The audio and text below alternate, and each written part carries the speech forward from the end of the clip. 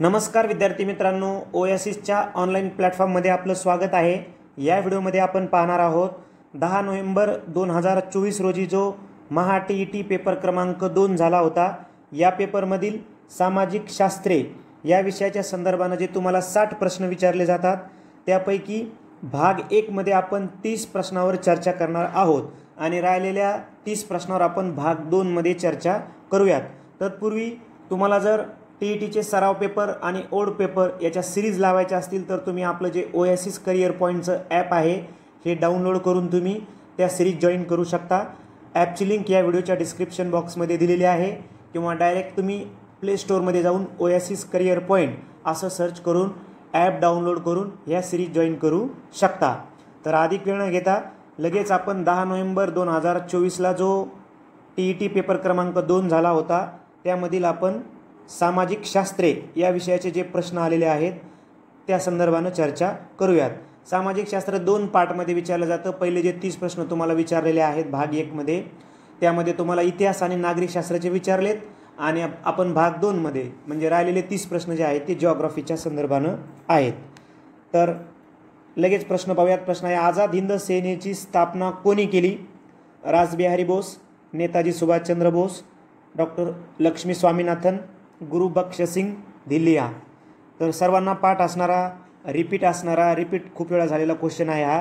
तर आझाद हिंद सेनेची स्थापना जी आहे ही रासबिहारी बोस यांनी केली। पूर्वी जपानमध्ये त्यांनी इंडियन इंडिपेंडन्स लीग नावाची एक संघटना स्थापन केली होती। तिचंच रूपांतर पुढे आझाद हिंद सेनेमध्ये गेलं होतं। नेताजी सुभाषचंद्र बोस यांनी जी संघटना स्थापन केली होती ती होती आझाद हिंद सरकार आणि डॉक्टर लक्ष्मी स्वामीनाथन आणि गुरु बख्शसिंग धिल्लिया हे सुभाषबाबूचे सहकारी आहेत। हा थोडासा संदर्भ लक्षात घ्या। इथं फक्त कन्फ्युजन होतं। आझाद हिंद सेना वाचलं की आपण लवकर क्लिक करून टाकतो आणि सुभाषबाबू असं उत्तर लिहितो, परंतु मूळ जे संस्थापक आहेत आझाद हिंद सेनेचे ते रासबिहारी बोस आहेत, हे आपण लक्षात ठेवायचं आहे। 8वीचा इतिहास जो आहे त्यामध्ये स्वातंत्र्य लढ्याचे अंतिम पर्व या प्रकरणामध्ये याची माहिती आलेली आहे। त्यानंतर नेक्स्ट, प्लासीच्या लढाईत बंगालचा नवाब सिराज उद्दौला याचा पराभव झाला, त्याचं कारण? मीर जाफर याच्या नेतृत्वाखाली नवाबाचे लष्कर युद्धात उतरले। आता हे त्याचं कारण नाही, कारण ऑलरेडी मीर जाफरचं फक्त नावापुरतं लष्कर युद्धात उतरलं होतं, कारण या अगोदरच मीर जाफरला नवाब पदाचं आमिष दिलं होतं कोण? रॉबर्ट क्लाइव्हनं। म्हणून पहिलं काही कारण योग्य ठरणार नाही। मीर कासिम याने इंग्रजांच्या बेकायदेशीर व्यापाराला आळा घालण्याचा प्रयत्न केला म्हणून प्लासी झाली का? नाही, कारण मीर कासिम हा तर बंगालचा नवाब प्लासीचं युद्ध झाल्याच्या नंतर मीर जाफरला पदावरून दूर केल्याच्या नंतर म्हणजे बक्सारचं कारण होऊ शकतं हे, म्हणजे हे पण नाही। रॉबर्ट क्लाइव्ह यांनी केलेली मुत्सद्देगिरी ही कारणीभूत ठरली आहे का प्लासीच्या लढाईला म्हणजे नवाब सिराज उद्दौलाच्या पराभवाला? तर यस, कारण रॉबर्ट क्लाइव्हनंच मीर जाफरला काय आहे नवाब पदाची ऑफर दिली होती। म्हणून पर्याय 3 हेच उत्तर आहे। कारण पर्याय 4 काय म्हणतो बघा, ब्रिटिश ईस्ट इंडिया कंपनीला बंगालच्या सुभ्यात दिवाणी अधिकार मिळाले होते। तर हे परिणाम आहेत ना, हे परिणाम आहेत प्लासीची लढाई जी आहे ही 1757 मध्ये प्लासीची लढाई झाली होती। हा पण थोडा संदर्भ तुम्ही जर 8वीच्या इतिहासामध्ये युरोप आणि भारत हे प्रकरण जर वाचलं तर यामध्ये ही सर्व माहिती आलेली आहे। आपण जे इथं संदर्भ सांगतो अशी अपेक्षा आहे की तुम्ही तेवढं प्रकरणच वाचावं, कारण त्याच टॉपिकच्या संदर्भानं जर आपल्याला नेक्स्ट टीईटीनं जर प्रश्न विचारले तर आपलं ते उत्तर बरोबर येईल। म्हणून ज्या ज्या प्रकरणावर आधारित प्रश्न तुम्हाला विचारलेत ते प्रत्येक प्रश्नाचा संदर्भ पण आपण सांगतोय जेणेकरून ते प्रकरण तुम्ही वाचन करावं। विटाळ विध्वंसन या पुस्तकातून अस्पृश्यतेचे खंडन यांनी केले? गोपाळ बाबा वलंगकर, महर्षी विठ्ठलरामजी शिंदे, शिवराम जानबा कांबळे आणि आप्पासाहेब पटवर्धन। तर आपल्या प्रश्नाचं उत्तर आहे विटाळ विध्वंसन हे जे पुस्तक आहे हे गोपाळ बाबा वलंगकर यांनी 1888 मध्ये लिहिलं होतं। ठीक आहे, बाकीचे पर्याय पण बघून घ्या। महर्षी विठ्ठलरामजी शिंदे म्हणलं की आपल्याला 1906चा डिप्रेस्ड क्लासेस मिशन आठवलं पाहिजे। शिवराम जानबा कांबळे म्हणलं की आपल्याला 1908 मध्ये सोमवंशीय मित्र हे मासिक त्यांचं आठवलं पाहिजे, कारण तसा परीक्षेला प्रश्न येऊ शकतो। आप्पासाहेब पटवर्धन हे गांधीजीचे अनुयायी होते आणि त्यांनी कोकणामध्ये कुणबी सेवा संघाची स्थापना केलेली होती. म्हणजे प्रश्नाच्या अनुषंगाने इतर पर्याय बी थोडेसे तुम्ही जर तुम्ही व्हिडिओ ऐकता लिहून घेतले तर अजून तुम्हाला त्याची एक शॉर्ट नोट्स तयार होईल. पण तुम्ही 8वीच्या इतिहासामध्ये समतेचा लढा नावाचं प्रकरण आहे, तेच एकदा वाचून घ्या. ही सर्व माहिती तिथं तुम्हाला आलेली आहे. त्यानंतर पुढीलपैकी चुकीची जोडी ओळखायची आहे. मिझोराम लाल डेंगा हे तर बरोबर आहे, कारण 1961 मिझो नॅशनल फ्रंट त्यांचा तो लढा, लाल डेंगा त्यांचे ते नेतृत्व, ठीक आहे, म्हणजे हे बरोबर आहे. नागालँड अंगामी झापू फिझो नागा नॅशनल काउन्सिलचे नेते होते आणि नागालँडच्या चळवळीमध्ये त्यांचं महत्त्वाचं काम आहे, म्हणजे हे पण बरोबर येतं. आसाम प्रफुल्ल कुमार महंतो हा पण संदर्भ बरोबर आहे. ऑल आसाम स्टुडंट्स युनियन आणि आसाम गणसंग्राम परिषद नंतर 1986 ते मुख्यमंत्री बनले महंतो, म्हणजे हे संदर्भ बरोबर येतात. मग चुकीची जोडी म्हणते, म्हणजे चुकीची कोण आहे मग? पर्याय क्रमांक 4. कारण अरुणाचल प्रदेश आणि संत हरचरण सिंग लोंगोवाल, तर हरचरण सिंग लोंगोवाल म्हणलं की आपल्याला माहिती आहे 1980चा जो पंजाब स्वतंत्र खलिस्तानची चळवळ आहे त्याच्याशी संदर्भानं आहे पर्याय क्रमांक 4.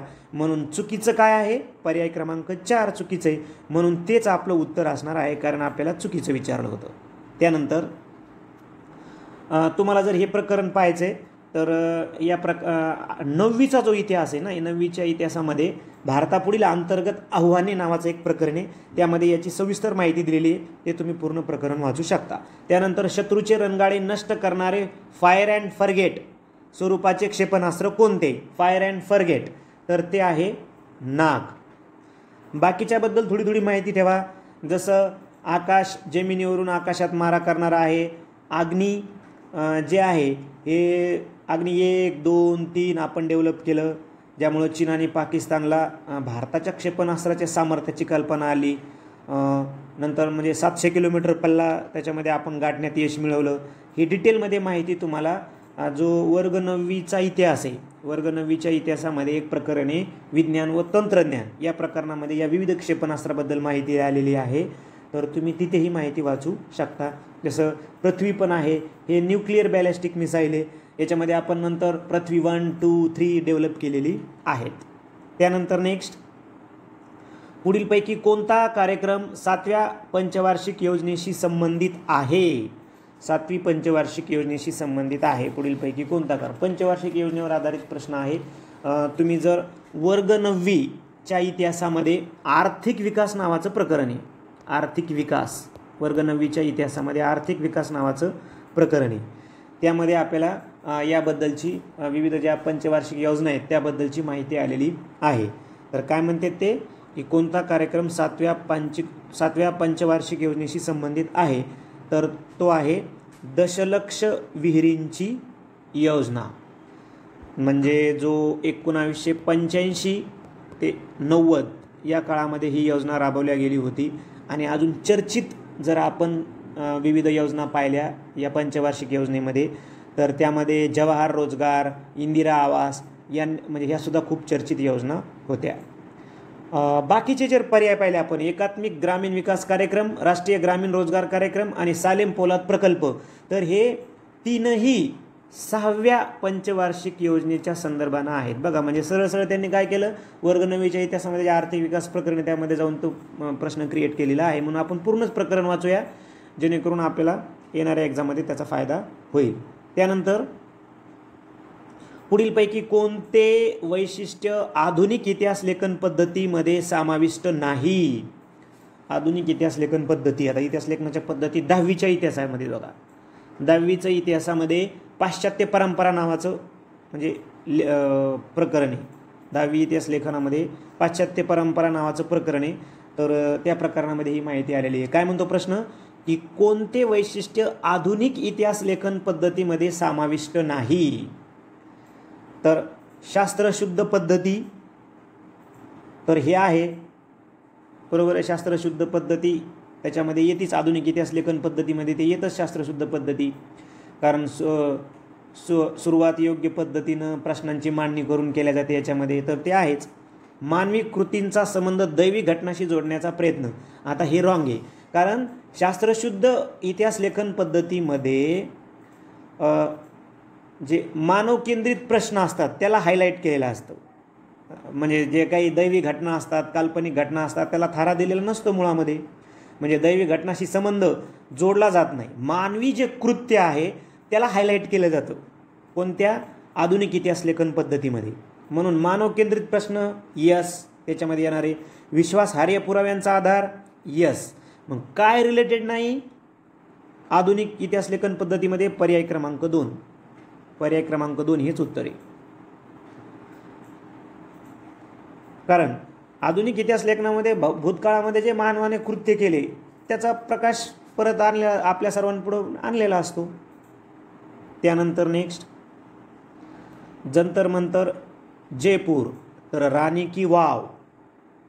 तर हे तुम्हाला वर्ग 10वीच्याच इतिहासामध्ये उपयोजित इतिहास नावाचं एक प्रकरण आहे. उपयोजित इतिहास, ज्याच्यामध्ये आपल्याला हे जागतिक वारसा स्थळे यांची यादी दिलेली आहे बघा. त्यावर आधारित त्यांनी प्रश्न क्रिएट केलेला आहे.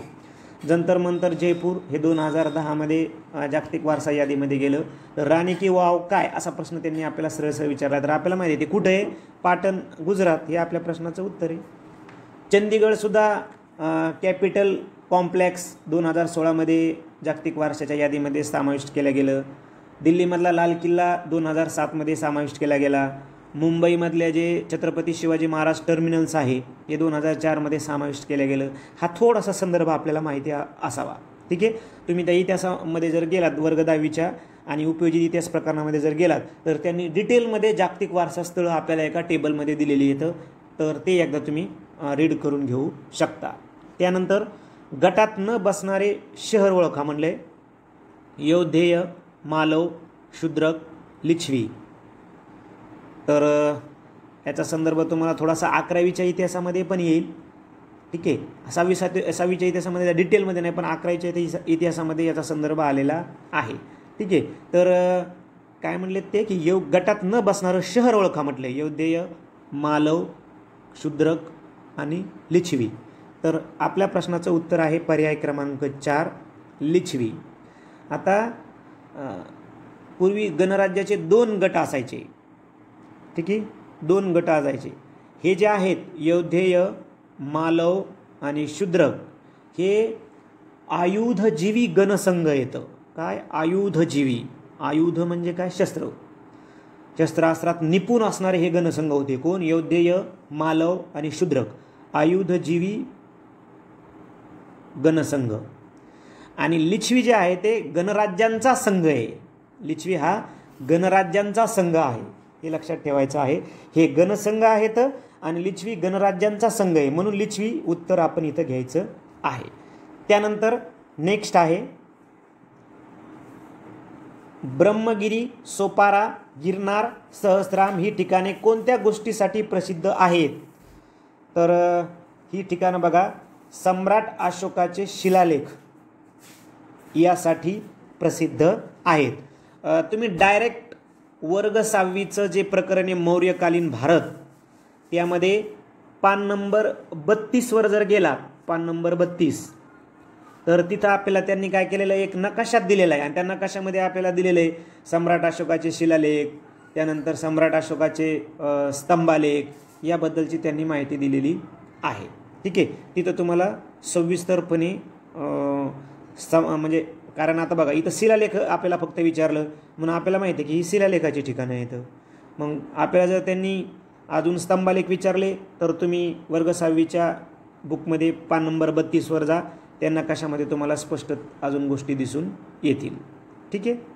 त्यानंतर बौद्ध स्तूप विचारले, प्राचीन व्यापारीदृष्ट्या महत्त्वाची शहरे विचारली तर आज तुम्हाला नकाशामध्ये ते दिलेलं असू शकतं. त्यानंतर नेक्स्ट आहे मुघलकालीन चित्रकलेचा उगम चित्रकलेतून झाला. कोणत्या चित्रकलेतून झाला? 11वीच्या इतिहासामध्ये याचा संदर्भ आहे तर तो इराणी चित्रकलेतून झालेला होता. तुम्ही जर 11वीच्या इतिहासामध्ये मुघलकालीन भारत या प्रकरणामध्ये जर गेलात तर ही ओळ तशाला तशी आलेली आहे. पुढीलपैकी चुकीची जोडी ओळखायची आहे. James watt steam engine. James watt steam engine. तर आपल्याला माहिती आहे जेम्स वॅट स्टीम इंजिन म्हटलं की 12वीचा जो इतिहास आहे ना तर या 12वीच्या इतिहासामध्ये युरोपातील प्रबोधन व विज्ञानाचा विकास नावाचं एक प्रकरण आहे, त्यामध्ये याचा संदर्भ आहे. तर जेम्स वॅट स्टीम इंजिन, बाष्पशक्तीवर चालणारे इंजिन शोधलं गेलं, हे तर बरोबर आहे.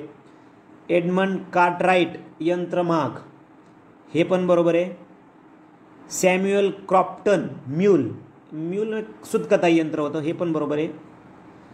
आता जॉन के स्पिनिंग जेनी, तर जॉन के स्पिनिंग जेनी हे रॉंग आहे, कारण जॉन केनं कशाचा शोध लावला? जॉन केनं शोध लावला धावता धोटा. वस्त्र विणवण्याच्या कामाची गती ज्यानं वाढली होती. आणि स्पिनिंग जेनी हे शोधलं होतं जेम्स हरग्रीव्ज यानं, म्हणून हे रॉंग आहे. परंतु तेच आपलं उत्तर आहे, कारण आपल्याला काय म्हणलं ते चुकीचं, मग चुकीचं पर्याय क्रमांक 4 आहे, म्हणून तेच आपलं उत्तर आहे.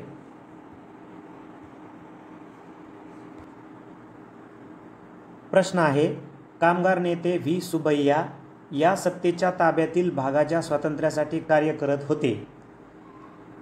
तर आपल्या प्रश्नाचं उत्तर आहे पर्याय क्रमांक 3, फ्रेंच सत्तेच्या विरोधामध्ये. फ्रेंचांचं जे पॉंडिचेरीवर सत्ता होती त्यासाठी त्यांनी लढा दिला होता. नंतर 1948मध्ये सुब्बय्या यांनी स्वातंत्र्यासाठी चळवळ राबवलेली होती.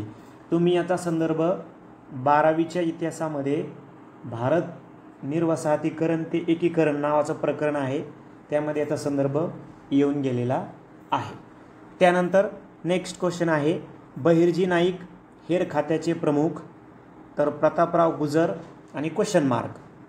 आरमाराचे प्रमुख अधिकारी, घोडदळाचे सरनौबत, स्वराज्याचे अमात्य, स्वराज्याचे न्यायाधीश. आता कट मेथडनं जा, आपल्याला माहिती आहे स्वराज्याचे अमात्य कोण होते, तर रामचंद्र नीलकंठ मुजुमदार. त्यानंतर स्वराज्याचे न्यायाधीश निराजीरावजी होते. तर घोडदळाचे सरनौबत होते.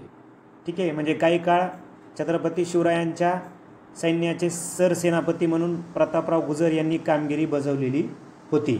म्हणजे त्यामध्ये नेताजी पालकर पण होते, काही काळ हंबीरराव मोहिते पण होते, तसे प्रतापराव गुजर पण होते. आरमाराचे प्रमुख अधिकारी मायनाक भंडारी आणि दौलत खान यांनी देखील आरमाराचे प्रमुख अधिकारी म्हणून कामगिरी बजावली होती. ठीक आहे, हा संदर्भ आपल्याला लक्षात पाहिजे. संदर्भासाठी तुम्ही वर्ग 7वीचं जे इतिहास आहे त्यामध्ये स्वराज्याचा कारभार नावाचं प्रकरण आहे, त्यामध्ये थोडीशी याची माहिती आलेली आहे. हे प्रकरण तुम्ही वाचन करू शकता.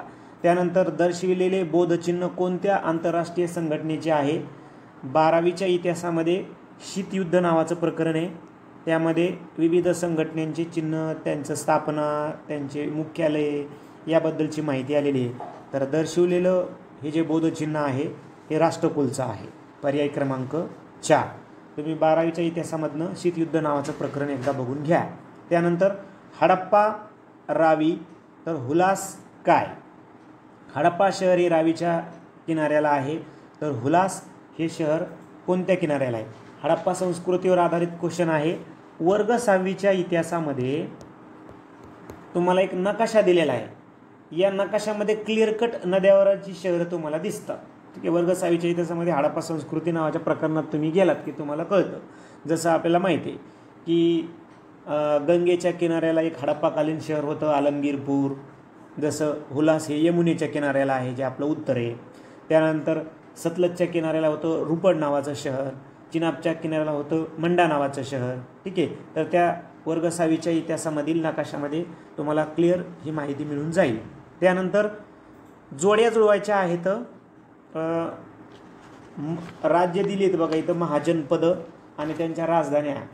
म्हणजे हा सुद्धा प्रश्न वर्ग 6वीचा जो इतिहास आहे त्यामध्ये जनपदे व महाजनपदे नावाचं जे प्रकरण आहे त्या प्रकरणावर आधारित त्यांनी आपल्याला क्वेश्चन क्रिएट केलेला आहे. जसं कोसल ही ची राजधानी श्रावस्ती होती, वत्सची राजधानी कौशंबी होती, त्यानंतर मगधाची राजगृह होती, त्यानंतर अवंतीची उज्जैनी होती. ठीक आहे, तो एक टेबलच दिलेला आहे त्यांनी वर्ग 6वीच्या इतिहासामध्ये, त्या प्रकरणामध्ये तो तुम्ही बघून घेऊ शकता. आपण जर पर्यायी 1ची निवड जर केली तर आपल्या सर्व जोड्या बरोबर येऊन जाणार आहेत. इसवी सनाच्या पहिल्या शतकात फुनान या प्राचीन राज्याची स्थापना या देशात करण्यात आली. तर याचा संदर्भ वर्ग 6वीमध्ये येईल. प्राचीन भारत व जग या प्रकरणामध्ये तर या फुनान या राज्याची स्थापना कंबोडिया, लक्षामध्ये, कंबोडिया या देशात करण्यात आली होती. चीनी साहित्याच्या आधारे कौंडिन्य नावाच्या भारतीयानेच त्याची स्थापना केली होती, म्हणजे हुनांची. त्यांना संस्कृत भाषाही येत होती, असं थोडीशी त्याच्याबद्दल माहिती आलेली आहे. त्यानंतर नेक्स्ट, लीळाचरित्र हा ग्रंथ यांनी संपादित केला. तर लीळाचरित्र हा ग्रंथ माईम भट यांनी संपादित केला होता. महदंबेची धवळे प्रसिद्ध येतं. त्यानंतर केशवदास यांनी सूत्रपाठ व दृष्टांतपाठ हे ग्रंथ संपादित केले होते. हे जे माईम भटांनी लिहिलं जे लीळाचरित्र आहे, यामध्ये श्री चक्रधर स्वामींच्या लीळाचं वर्णन आलेलं आहे. हा पण थोडासा संदर्भ लक्षात घ्या. त्यानंतर तुम्हाला जर संदर्भ पाहिजे तर तुम्ही वर्ग 7वीचं जे बुक आहे, वर्ग 7वीचं बुक धार्मिक समन्वय नावाचा एक प्रकरण आहे, धार्मिक समन्वय, त्यामध्ये याबद्दलची अगदी स्पष्ट माहिती आलेली आहे. त्यानंतर जोड्या जुळवायच्या आहेत. वर्ग 7वीच्या बुकमध्येच साम्राज्याची वाटचाल नावाचं प्रकरण आहे, साम्राज्याची वाटचाल, तिथं या जोड्या आल्या. असं आपल्याला पाठ पण आहेत. जसं आपल्याला माहिती आहे की इंदोरचे होळकर आहेत, म्हणजे अचं 3, म्हणजेच इथं एकाच ठिकाणी आहे, म्हणजेच आपलं उत्तर पर्याय क्रमांक 2 असणार आहे. आणि नागपूरचे भोसले होते. त्यानंतर ग्वाल्हेरचे शिंदे आहेत आणि वडोदराचे गायकवाड आहेत. ठीक आहे, म्हणजेच पर्याय क्रमांक 2 हे आपल्या प्रश्नाचं उत्तर आहे. त्यानंतर नागरिकांना बेकायदेशीर अटक व स्थानबद्धता यापासून संरक्षण देणारा आदेश म्हणजे डॅश डॅश होय. नागरिक शास्त्राचे प्रश्न आहेत. वर्ग 7वीचं जे नागरिक शास्त्र आहे, ठीक आहे, त्यामध्ये मूलभूत हक्क भाग 2 पेज नंबर 81 वर जा. अगदी स्पष्ट त्यांनी आपल्याला याबद्दलची माहिती दिलेली आहे. ज्या हक्कभंग करण्यासाठी जे हक्कभंग झाल्यानंतर न्यायालयाचे जे आदेश आहेत ना, त्यावर आधारित त्यांनी प्रश्न क्रिएट केला आहे. काय म्हणतात ते, की नागरिकांना बेकायदेशीर अटक व स्थानबद्धता यापासून संरक्षण देणारा आदेश त्याला काय म्हणतात, तर त्याला म्हणतात बंदी प्रत्यक्षीकरण. बंदी प्रत्यक्षीकरण त्याला असं म्हणलं जाते. 5 आदेश आहेत बघा, परमादेश, प्रतिषेध, उत्प्रेक्षण, बंदी प्रत्यक्षीकरण आणि अधिकार पृच्छा. ठीक आहे, तर ते तुम्ही 7वीच्या नागरिक शास्त्रामध्ये बघून घेऊ शकता. परमादेश म्हणजे काय असतं, की लोकहितासाठी शासनाला एखादी कृती करण्यासाठी दिला जाणारा न्यायालयाचा आदेश असतो हा. प्रतिषेध, कनिष्ठ न्यायालयाने आपल्या अधिकार क्षेत्राच्या पलीकडे न जाण्याविषयीचा तो आदेश असतो. आणि उत्प्रेक्षण, कनिष्ठ न्यायालयाने दिलेला निर्णय रद्द करून वरिष्ठ न्यायालयात खटला दाखल करण्यासाठीचा हा आदेश असतो. ठीक आहे. त्यानंतर नेक्स्ट, हा इझी झाला खूप, राज्य शासन, विधानसभा.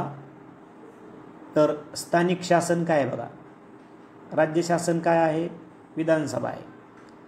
तर विधान परिषद सुद्धा राज्य शासनाचाच भाग आहे. राज्यसभा हा केंद्र शासनाचा भाग आहे, केंद्र शासनाचा भाग. लोकसभा पण केंद्र शासन. महानगरपालिका हे स्थानिक शासन असणार आहे. म्हणजे पर्याय क्रमांक 4 हे आपल्या प्रश्नाचं उत्तर आहे, एका शहराच्या संदर्भानं असतं. त्यानंतर पुढीलपैकी कोणते कार्य जिल्हाधिकारी करत नाहीत, कोणते कार्य जिल्हाधिकारी करत नाही.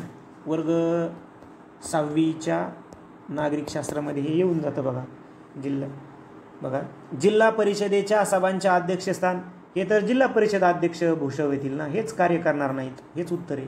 कारण निवडणूक योग्य प्रकारे पार पाडणे ही जिल्हाधिकारी जबाबदारी आहे. सभाबंदी, संचारबंदी आवश्यकता भासल्यास जाहीर करणे जिल्हाधिकारी जबाबदारी आहे. शेतसारा गोळा करणे जिल्हाधिकाऱ्याची रिलेटेड. कारण प्रत्यक्ष अप्रत्यक्षरित्या जिल्हाधिकारी, तहसीलदार, मंडळाधिकारी, तलाठी हे त्याचेच कार्यभाग आहेत. ठीक आहे, म्हणजे पर्याय क्रमांक 1 हेच आपलं उत्तर आहे. त्यानंतर मतदारसंघ निर्माण करण्याचे काम निवडणूक आयोगाची समिती करते. तुम्ही वर्ग 10वीचं राज्यशास्त्र होतं आहे ना, पुढे नागरिक शास्त्र न येता 10वीच्या इतिहासाला लागूनच काय ते राज्यशास्त्र आहे. तर परिसीमन समिती असते. तुम्ही वर्ग 10वीच्या पुस्तकामध्ये राज्यशास्त्रामध्ये ते बघा. नागरिक म्हणून आपण भाषण व अभिव्यक्ती करू शकतो.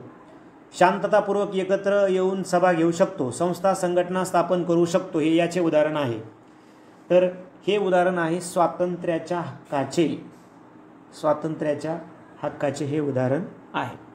मग समतेचा हक्क काय असतो, समानतेचा हक्क काय असतो, तर म्हणजे यानुसार राज्याला भारतीय नागरिकाचे उच्च नीच, श्रेष्ठ कनिष्ठ, स्त्री पुरुष असा भेद करून वेगळी वागणूक देता येत नाही राज्याला. त्याला म्हणायचं समानतेचा हक्क. शोषणाविरुद्धचा हक्क काय असतो? पिळवणुकीच्या सर्व प्रकारावर बंदी घालण्यात येते. उदाहरणार्थ वेठबिगारी किंवा सक्तीनं काम करून घेणं. सांस्कृतिक आणि शैक्षणिक हक्क, आपापल्या सांस्कृतिक वेगळेपणा जपण्याचा अधिकार देतं राज्य तुम्हाला. आपली भाषा, लिपी, साहित्य याचे जतन तुम्हाला करता येतं या हक्कानं. ठीक आहे. इथं मात्र प्रश्नाच्या अनुषंगानं पर्याय क्रमांक 2. त्यानंतर गटात न बसणारा शब्द ओळखायचा आहे. जर्मनी, इटली, स्पेन आणि अमेरिका. तर आपल्या प्रश्नाचं उत्तर आहे पर्याय क्रमांक 4 अमेरिका. पर्याय क्रमांक 4 अमेरिका. आता याचा जर संदर्भ तुम्ही थोडंसं वर्ग 9मध्ये येतो, पण क्लिअर आपल्याला ते कळत नाही. कारण दुसऱ्या महायुद्धामध्ये तसं जर विचार केला आपण तर अक्षराष्ट्र होती जर्मनी, त्यानंतर इटाली, थोडासा स्पेन त्यामध्ये येत नव्हता, तो अलिप्तच होता. परंतु गटच तयार करायचं तर अमेरिका हा मित्र राष्ट्रांचा गट येतो म्हणून उत्तर घेऊ शकतो. किंवा याला जर भूगोलाचा आधार दिला तुम्ही तर मग सोपं आहे हे. कारण हे जर्मनी, इटाली हे युरोपमध्ये येतात आणि अमेरिका हे स्वतंत्र उत्तर अमेरिका खंडामध्ये येतं. परंतु आता हा इतिहास नागरिकशास्त्राचा प्रश्न आहे, याला इतिहासाच्याच दृष्टिकोनातून पाहायला हवं. परंतु भूगोलाच्या दृष्टिकोनातून जरी पाहिलं तरी आपल्याला एक मार्क पडून जातो की हा युरोपातले आहेत आणि हा उत्तर अमेरिका खंडातला आहे. किंवा थोडासा दुसऱ्या महायुद्धाचा संदर्भ जरी घेतला तर, परंतु क्लिअर आपल्याला तर उत्तर काढता येत नाही. इथं भूगोलाच्या अनुषंगानं क्लिअर उत्तर काढता येतं अमेरिका. त्यानंतर परस्त्रोइका व ग्लासनोस्त हे धोरण यांनी मांडले. व्लादिमीर पुतिन, स्टॅलिन, मार्शल झुकाव आणि मिखाईल गार्बाचेव. तर याचा जो संदर्भ आहे तर याचा संदर्भ वर्ग 9चं जे राज्यशास्त्र आहे, वर्ग 9च्या राज्यशास्त्रामध्ये तुम्हाला याची माहिती मिळून जाईल की परस्त्रोइका म्हणजे पुनर्रचना आणि ग्लासनोस्त म्हणजे खुलेपणा. हे जे धोरण आहे हे मिखाईल गोर्बाचेव यांचं आहे, जे सोव्हिएत युनियनचे तत्कालीन राष्ट्राध्यक्ष होते. ठीक आहे. रशियाच्या लोकशाहीकरणाला चालना यानं मिळाली होती. हा थोडासा संदर्भ लक्षात घ्या. त्यानंतर NPT व CTBT या संबंधीचे करार आहेत. NPT म्हणजे अण्वस्त्रबंदी प्रसारबंदी करार आणि CTBT म्हणजे सर्वंकष अणुचाचणी बंदी करार. तर हे सुद्धा वर्ग 9च्या राज्यशास्त्रामध्ये याचा संदर्भ येऊन जातो. तर मग कशाच्या संदर्भाने? अण्वस्त्राच्या संदर्भानं आहेत. त्यानंतर भारतीय संरक्षण दलाचे सर्वोच्च प्रमुख, आपल्या सर्वांना पाठ असणारा प्रश्न आहे, राष्ट्रपती. वर्ग 9मध्ये याचा संदर्भ येईल राज्यशास्त्रामध्ये. आणि आपल्या या भाग 1 मधला सामाजिक शास्त्र भाग 1 मधला शेवटचा प्रश्न आहे. पुढीलपैकी कोणत्या विषयाशी संबंधित विधेयकाचा समावेश अर्थ विधेयकामध्ये होतो? तर पर्याय दिले तर केंद्रशासित प्रदेशाला राज्याचा दर्जा देण्याबाबत, केंद्रशासित प्रदेशाला इथं सामान्य विधेयकामध्ये याचा समावेश होईल, म्हणजे हे उत्तर नाही. आयकर कर रचना प्रणालीत बदल करण्याबाबत, तर आपल्याला लगेच लक्षात येईल कर आहे म्हणजे काय, इथं अर्थाचा संबंध आहे, म्हणजे पैशाचा संबंध आहे. म्हणून पर्याय क्रमांक 2 उत्तर आहे. कारण संविधान दुरुस्ती करण्यासंदर्भात घटना दुरुस्ती विधेयकामध्ये याचा संदर्भ येईल आणि नवीन शैक्षणिक धोरण करणे हे सामान्य विधेयकामध्ये याचा समावेश होईल. प्रश्न कसा विचारला बघा, कोणत्या विषयाशी संबंधित विधेयकाचा समावेश अर्थ विधेयकात होतो? तर आयकर कर रचना प्रणालीत बदल करण्याबाबत. म्हणजे ढोबळमानाने जर आपण पाहिलं तर राहिलेले 3ही पर्याय हे पैशाच्या संदर्भानं नाहीतच ना, म्हणून तुम्ही हे उत्तर सहजपणे अगदी बरोबर निवडू शकले असतात. अशा पद्धतीनं आपण 10 नोव्हेंबर 2024 रोजी जो TETचा पेपर झाला होता, सामाजिक TETचा अर्थात पेपर 2, त्यामधील सामाजिक शास्त्राचे जे 60 प्रश्न आहेत त्यापैकी 30 प्रश्नांची माहिती घेतली. नेक्स्ट पार्टमध्ये म्हणजे भाग 2 पार्टमध्ये आपण राहिलेले जे 30 प्रश्न आहेत त्यावर चर्चा करूयात.